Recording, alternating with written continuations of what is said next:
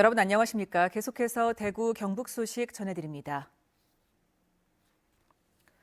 코로나19 사태를 겪으며 제2 대구의료원 요구가 거셌지만 대구시는 부정적인 입장이었습니다.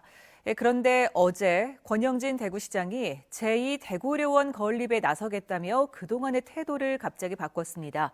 조재한 기자가 보도합니다. 1년 전 코로나19 사태가 터졌을 때 대구시의 대응은 5년 전 메르스 사태에 머문 채 우왕좌왕이었습니다. 공공의료기관인 대구의료원이 전담병원으로 지정돼 1차 방어선 역할을 했습니다. 하지만 확진자 수천 명이 입원조차 하지 못했고 입원 대기 중 숨지는 일도 잇따랐습니다. 자연히 제2 대구의료원을 포함한 공공의료 확충 요구가 빗발쳤습니다. 그런데도 대구시는 민간 병원과의 협업을 더 강조하며 부정적이었습니다. 신속하게 지금 민간 병원들이 공공의료로 전환을 해줘야 됩니다. 그래야 가능하지. 어디에 또 다른 병원 300병상, 400병상이 있다고 이 문제는 해결되는 게 아닙니다.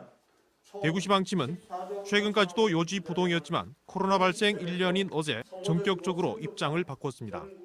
의료 소외계층들을 우리 공공이 돌보지를 못하고 있습니다. 그래서 제2대구의료원 건립도 이제 본격적으로 검토해서 추진하겠다 이런 말씀을 오늘 밝히는 겁니다. 다음 달 추경 예산에 연구 용역 예산을 확보하겠다고 했습니다.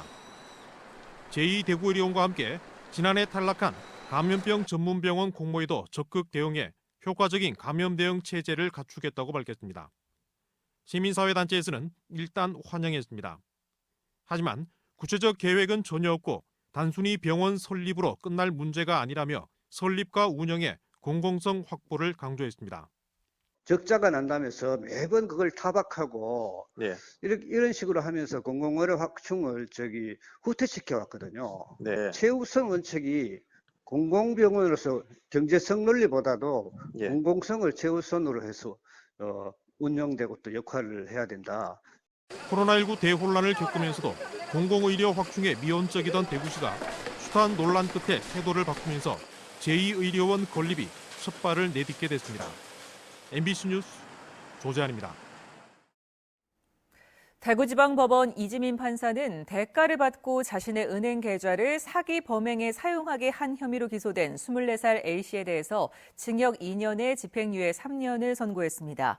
A씨는 지난해 2월 누군가로부터 은행 계좌를 빌려달라는 요청을 받고 자신의 계좌로 들어오는 돈을 찾아서 전달해주고 대가를 받은 혐의로 재판에 넘겨졌습니다.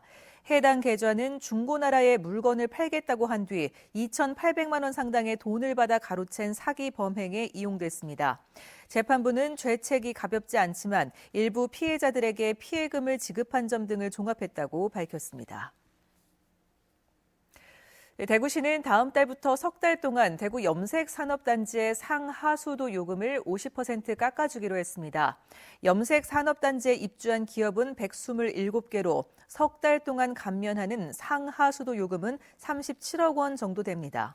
지난해에도 5월부터 석 달 동안의 상하수도 요금 54억 원을 감면했는데 염색산업단지에서는 코로나19 사태 장기화로 수출이 끊기는 등 경영난을 겪는 업체가 많습니다.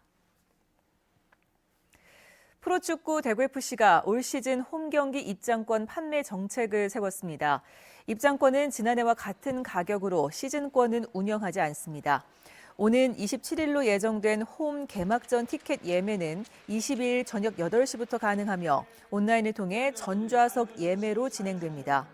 한편 남해 전지훈련을 마무리한 대구FC는 짧은 휴가를 보낸 뒤 다음 주 월요일 훈련에 복귀합니다. 코로나19 제유행으로 제한됐던 교정시설 수용자에 대한 처우가 순차적으로 정상화됩니다. 교정당국은 지난 9일 경북 북부 2교도소에 대한 생활치료센터 지정을 해제했고 접견과 운동, 목욕 등도 재개한 데 이어서 교화 행사와 직업훈련도 점차 확대해 나가기로 했습니다. 거리두기 1, 2단계 시 평일 접견은 제한적으로 실시되고 실외 운동과 목욕은 정상 실시됩니다. 이상으로 MBC 930 뉴스를 마칩니다. 고맙습니다.